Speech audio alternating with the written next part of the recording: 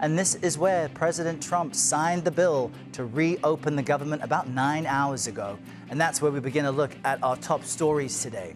The House voted last night to approve the Senate version of the measure, sending it to the president's desk, as you see here. 6 Democrats voted to approve the bill, but the rest voted against it. Congresswoman Adelita Grijalva was one of those no votes. The Democrat from Arizona was finally sworn in yesterday, weeks after winning her special election. And she wasted no time becoming the 218th and final signature on a discharge petition to force a vote to release the Epstein files. Why was it important to you to be that final signature? I committed to it. And I believe very strongly that it is about getting justice for the survivors. And I can't imagine having to wait for so long to finally be able to get this close. And we'll hear from Nikole in just a few seconds. The House Speaker says we won't have to wait long for the vote we've just mentioned. The lower chamber will take up the petition next week. Democrats accuse Speaker Johnson of delaying Grijalva's swearing in because of the Epstein files. But he has defended the decision, and lawmakers work to investigate Jeffrey Epstein.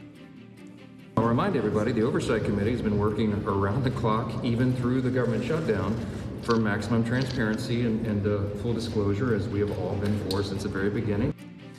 And with the government reopening, travelers and airlines seem to be breathing a sigh of relief. The FAA froze flight cuts for today at 6%. They were supposed to increase to 8% because of the shutdown-related air traffic controller shortage.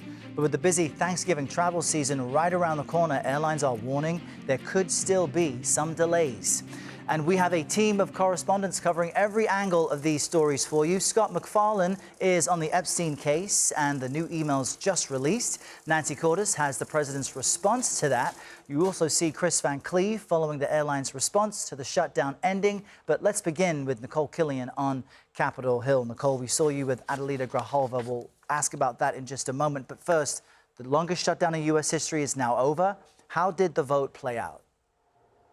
Well, what was interesting is that we saw 6 Democrats cross party lines to join Republicans in backing this spending package, which is a wider margin, even though it's narrow, but wider than what we saw when the House first passed government funding back in September. There was just, I believe, one defection. And, you know, I had asked Leader Hakeem Jeffries several times this week if he expected any defections within his caucus, particularly given the criticism that the defectors in the Senate received, with some people even calling on Minority Leader Chuck Schumer to resign over all of this. So it was notable that you saw 6 Democrats there cross party lines. Speaker Mike Johnson told me that he believes those Democrats did the right thing.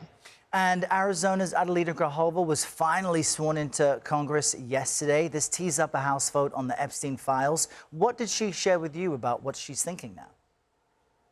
Well, look, you know, this has been a long time coming. She was certainly anxious to be sworn in. You know, this even got into litigation as far as trying to be seated, with Arizona's Attorney General filing suit against the speaker. So, look, you know, she said she was full of emotion yesterday when this moment finally came to pass, where she was able to take the oath of office, be sworn in. But she obviously holds Speaker Mike Johnson responsible for this delay, and so I asked her about that. Take a listen. You blame one person, Speaker Mike Johnson, for holding up your swearing in. Do you think this was personal? No, I don't think it was personal. I think it was strategic. I think that he was trying to prevent the release of the Epstein files, and I know that if I were a Republican, I would not have been waiting. Now, I did ask her after that if she gives the speaker the benefit of the doubt in any way, because, you know, when they had a photo op together, they did this mock swearing in, you know, the speaker was very complimentary of Congresswoman Grijalva, saying that he believes she'll be an excellent member and that he served under her father, the late Raul Grijalva, and that he was simply going by the customs of the House in terms of swearing her in when he did. But she said, you know, she disagrees with that and really does believe that this was politically motivated, mostly because of the Epstein files, which she signed on the floor as soon as she delivered her maiden speech.